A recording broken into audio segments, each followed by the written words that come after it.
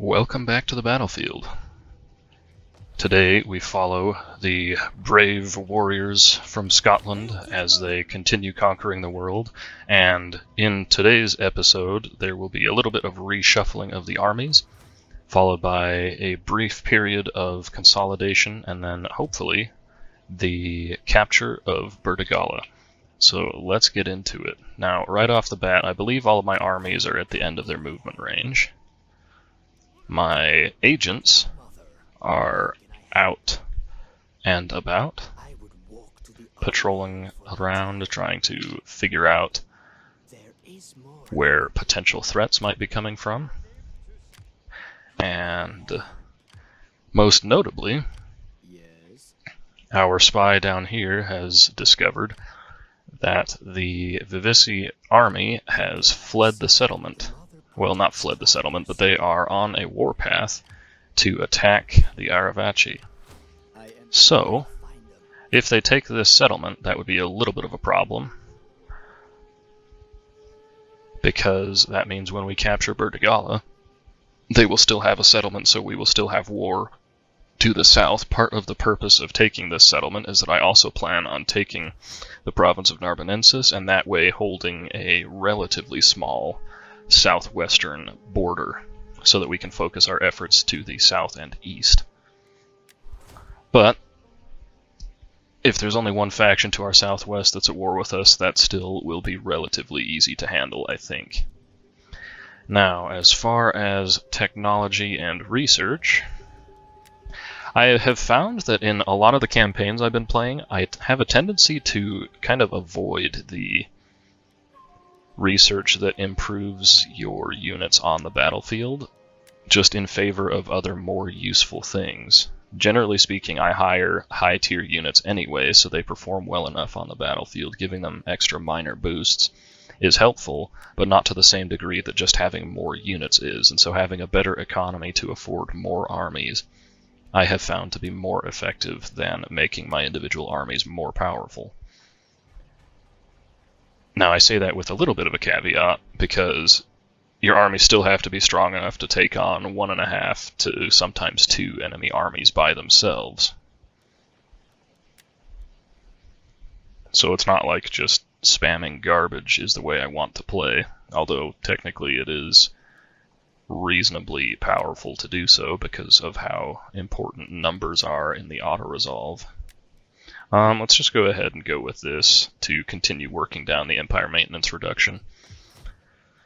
And we have a decent amount of money, but I think I would rather start spending it on recruiting cavalry. So let's save our money through the rest of this turn. I should double check and make sure I haven't dismantled any buildings. Because the other thing that we need to do is, once we wrap up these wars in our south, we actually need to send our armies back up to the north and start dealing with the Irish, because until we control all of this territory, we won't get our reforms, and I really want to see the reformed Scottish units. Alright, we could also start taxing Germania Minor, but let's give it another 1 or 2 turns, depending on how things go, before we start taxing it. Even if we were to start taxing it now, it would only, well, 600's not bad, but it would only bring in 600 gold. We're already making 6,000, so I think we're alright, so let's just end the turn and go to the next. And I should have probably checked on my internal politics as well, but I'm sure we'll be fine. Another uneventful end turn. Unfortunately, we have some pirates out here, so they will be stealing our income over time, which is quite unfortunate. Interesting that the Adrician Kingdom got wiped out. That doesn't usually happen in my campaigns, I feel like. Maybe it does. I guess it depends on whether I am fighting their enemies personally or not. Alright, let's see. So, the Hordes of Camulos need some cavalry. And I kind of want to disband this light skirmish cav. Let's see, do we even have... Oh, I guess we've got another 4 turns before we complete recruitment of this and even gain access to medium cavalry.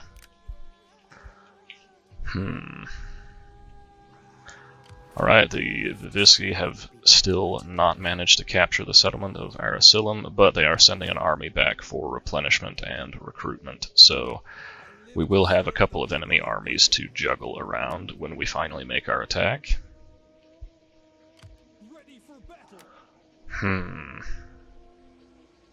Alright, how do I want to shuffle this? Well, first off, let's bring the armies back so that they can replenish. Second, let's start disbanding the units that we don't really want to keep. So I've got some medium cavalry here. It is good to keep some light cavalry, but these are light melee cav. I prefer light shock cav, so let's just go ahead and disband both of them. Now, how do we want to shuffle this? Let's see.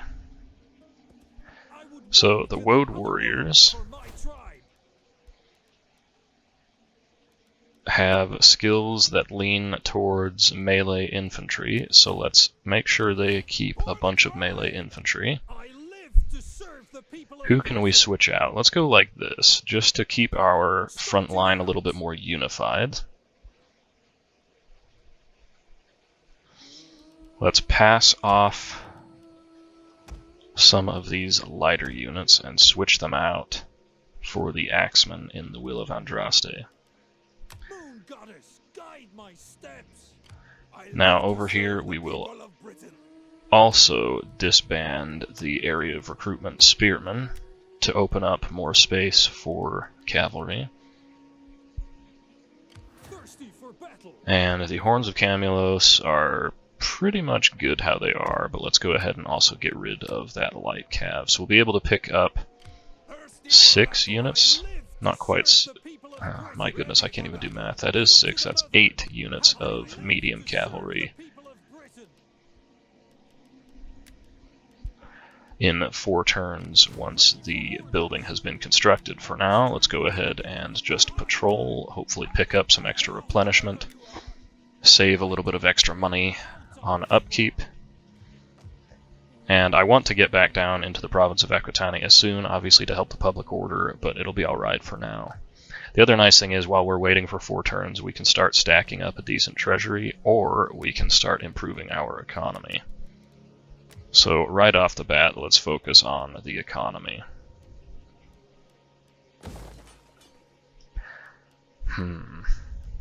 Yeah, we'll go with that over here. We can probably start taxing this province now as well.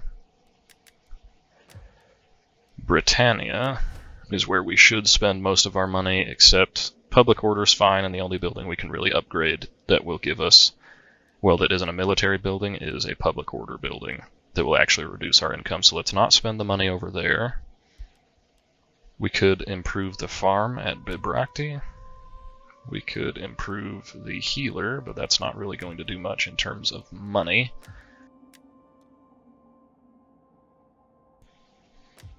Alright, well, let's go with Belgica and get the farmers market just for the heck of it. Okay, I'm glad I've checked because loyalty is actually starting to be just a little bit of a problem. I will be looking to change over to an empire at some point, I think, just because barbarian loyalty it has a tendency to be pretty bad. Let's see, does anyone else need skills?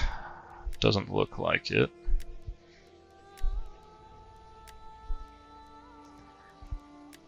Let's also, now that he's married, let's get rid of the mistress. He doesn't need that anymore. Alright, that's all for now. Let's move to the next turn. Hopefully it'll be another uneventful end turn, and here I might just skip forward until either something happens or until we start recruiting and moving on to Vivisci.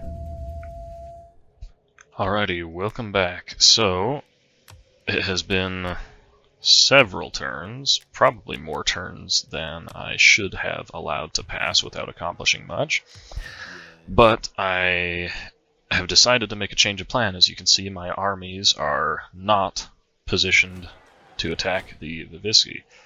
Now, there's a couple of reasons for this. One, I would take massive casualties in this siege, and so to make it easier, I want some siege equipment. For that purpose, I have started construction on the Hall of Champions, which will allow us to recruit artillery.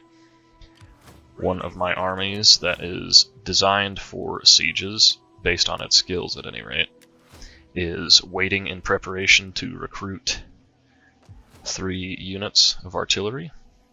But the other 2 armies are all the way up here, because I plan on betraying the Irish right now.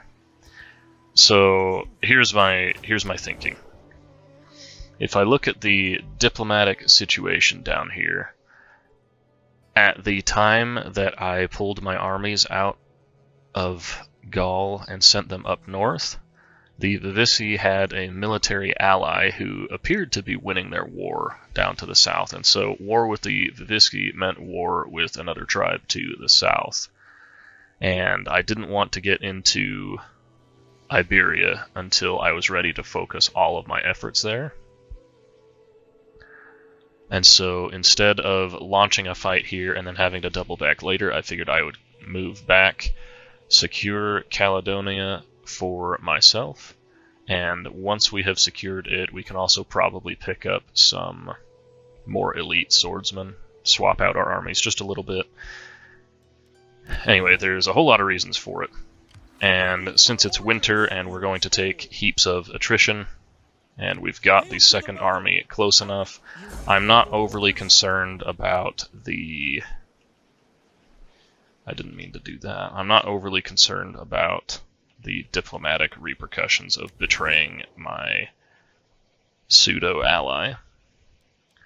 So if they won't join a confederation right here, then I will conquer them. And as expected, they don't want it. So, instead of a pleasant joining of our tribes, it will be war. Now, let's see how far down we go on the diplomatic standing. Treacherous, maybe? Unreliable. Alright, that's not great, but it's not the worst. Now, let's get in there and see what we're up against. So we've got a couple of units of chariots. They're not too scary. We'll put a little bit of skirmish fire on them and they'll run away. They have lots and lots and lots of melee infantry, so our axemen are going to have their work cut out for them. We're definitely going to need our spear wall to get involved sooner rather than later, so let's get in there. Alrighty, we have chosen a dry winter day to make our assault. Now, obviously the first thing I need to do is let my armies get together. I think one of the biggest challenges we will face in this battle is the sheer hail of javelins that will be coming in. And once we have taken the fight to their very hearts, we shall vanquish any defense they have left. Alright, so I'm going to stack my left flank super heavily and leave the right flank not completely undefended, of course, but I plan on playing much more defensively on the right flank.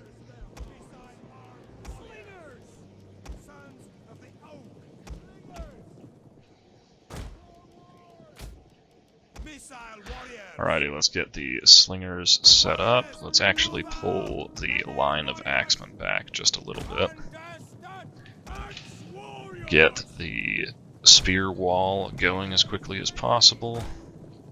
Have the war dogs in position ready to go. And we'll also have these chosen swords out on the right flank just to help out a little bit. Alright, now hopefully we can get in position before they decide to make any major moves, but we will see. It is a little bit of a hike for our guys to get up to the front line. I'm actually going to turn the whole formation just a little bit.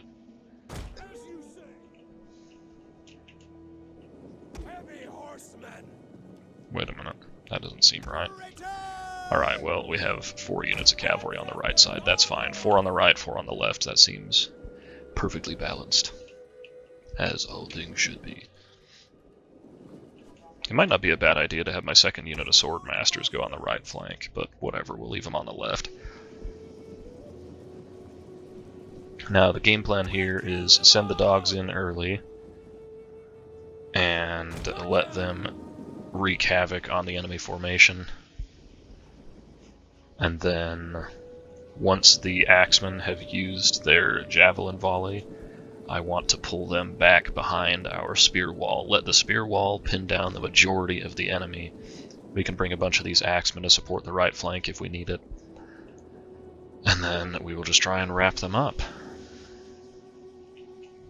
Interestingly, they are sending units way out and around the left side. So let's just bring the entire army out that direction a little bit. This will hopefully give us a little extra space to use our cavalry on the right side as well, because one of our main advantages in this battle is the degree to which we outnumber them in the cavalry department.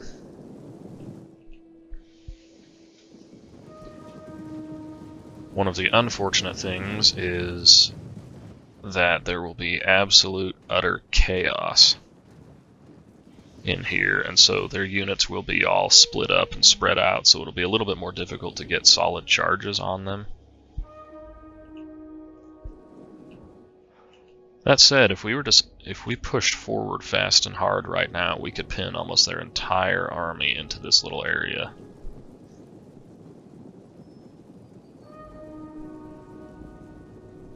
Well, they've got 20 units there, so they've got another 20 some odd units out and about.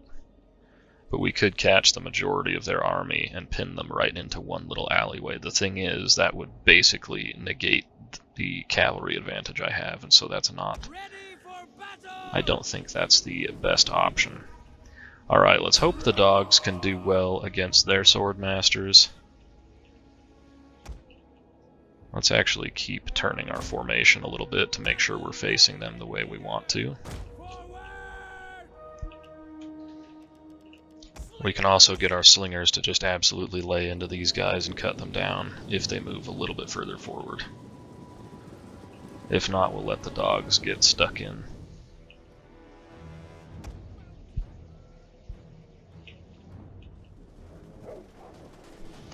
Alright, here come the slinging stones, and already we're chopping through them. Well, not chopping through them, but we're killing them off quite rapidly, which is exactly what we like to see.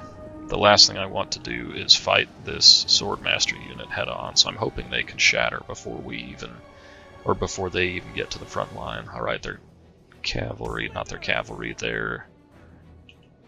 what's it called? Some of their chariots are moving forward, so let's turn the slinger fire onto them.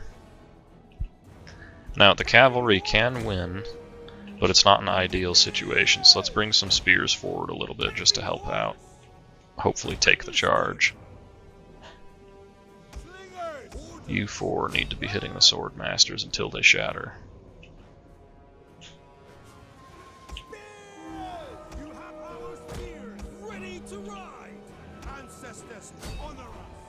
We have discovered the enemy's hidden units. Alright, we have yet to kill any of their chariots. Let's go ahead and pull the slingers back. They have done what they needed to do in the front line, and it's time to protect them a little bit.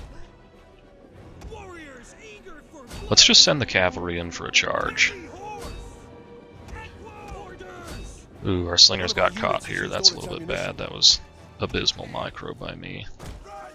No surprises there, of course. I'm not really sure what's going on out here, but let's go ahead and just send the melee cav in to try and kill off their general. We need to turn our formation a little bit. Dogs, get out there. One of our units has used all its ammunition. And then pull back. Cavalry, do not chase that. How are we going out here? If we can keep them from getting a charge, that would probably be ideal. Alright, axemen have used their javelins for the most part, so let's pull them back.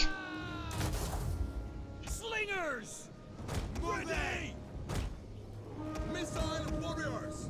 Slingers! Let the slingers pull back a little bit as well. Alright, our right flank is starting to get wrapped up pretty bad, so we need these axemen to get over here quickly.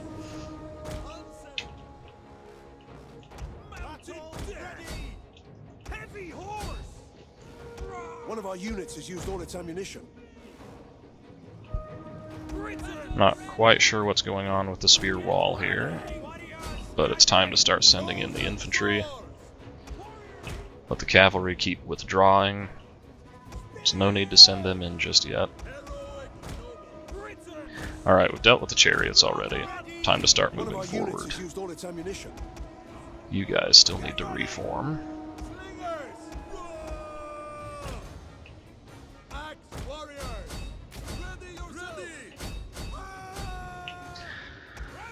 Alright, the cavalry on the right flank isn't really accomplishing anything just yet.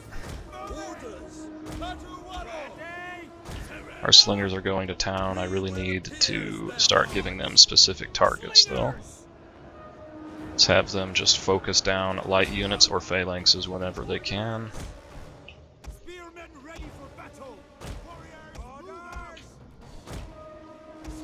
And let's start moving the sword masters out and around the left flank as well.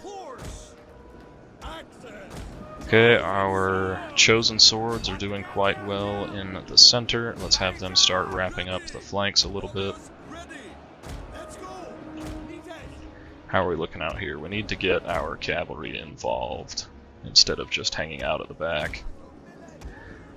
Alright, we'll send these 2 units to kill off the general, that's no problem. Gotta send some more reinforcements over there. Sword masters are almost ready on the flank. What have we got back here? A couple of units of melee infantry. Alright, let's keep the cavalry back just a little bit. See if there's anyone we can give a war cry to real quick. Let's put it there for now and see what happens. The axe warrior should have absolutely no problem wiping out those units. Alrighty, how are things looking? Send the sword masters forward a little bit further. Bring the cavalry around. I need more units to plug this gap as well. Alright, so their phalanx units are starting to pull through, but that's okay, they will rout soon enough. Starting to see lots of routing on this flank. I'm not really sure where... Okay, that axe unit is over here, that's alright. No need to chase down that general any further, let's just send 1 unit here, let's have these guys attack it as well.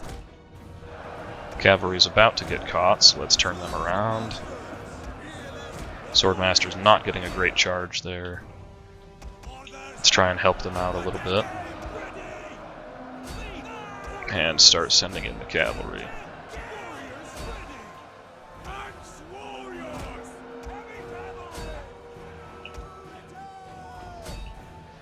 Alright, you know what? These guys can come out here and help out with that unit. One of our units has used all its How are we ammunition. looking? Starting to rout the left flank quite heavily. It's probably time for the cavalry to start thinking about pulling back out of the main line.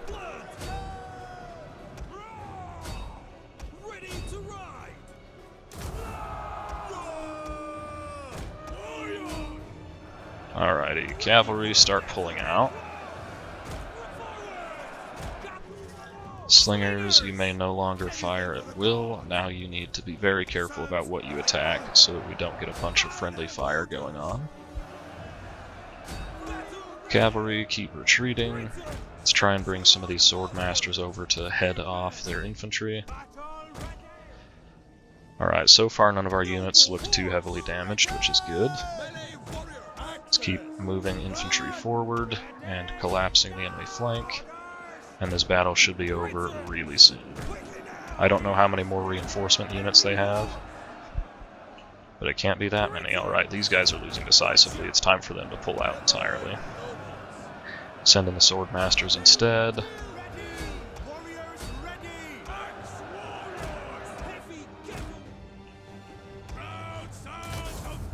Now that we're starting to get through the front a little bit, let's take most of our spearmen out of shield wall and let them charge where they can. Let's keep a couple of units of swords over here so we can cut off their reinforcements. And by a couple, I mean 5 units. Let the cavalry chase down as much as they can so that the enemy doesn't return from routing. What are the sword masters up to? Not a whole lot. Alright, it looks like the battle's just about finished, which is good. Yep, there we go. There's the army losses. Alright, well, we do damage at a pace that is kind of terrifying. And we ended up with huge amounts of friendly fire, even though I tried to avoid it. But there is a nice, successful battle. Alrighty, let's check out the spear wall. First, our noble swordsman absolutely crushed it on the right flank. That's good to see. These sword masters ended up with way more kills than I expected, and somehow still didn't rank up to rank 5. Cavalry did pretty well. They're mostly just chasing down routing units. Alright, the spear wall did well. The only guys that didn't, I'm not really sure why they didn't, but I suspect they're the ones that were fighting the enemy phalanx, and the enemy phalanx just kind of pulled through and cheated a little bit, but that's okay. These war dogs did quite a bit more. That's good to see. Alright, so I'm happy with that result. Let's go ahead and burn this to the ground.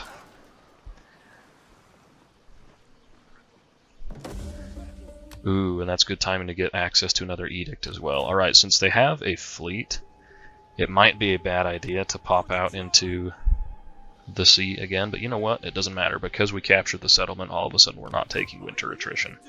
And we should be able to replenish quite rapidly as well. So, I'm quite happy with that outcome. Anyway, I think I will go ahead and leave this episode off here.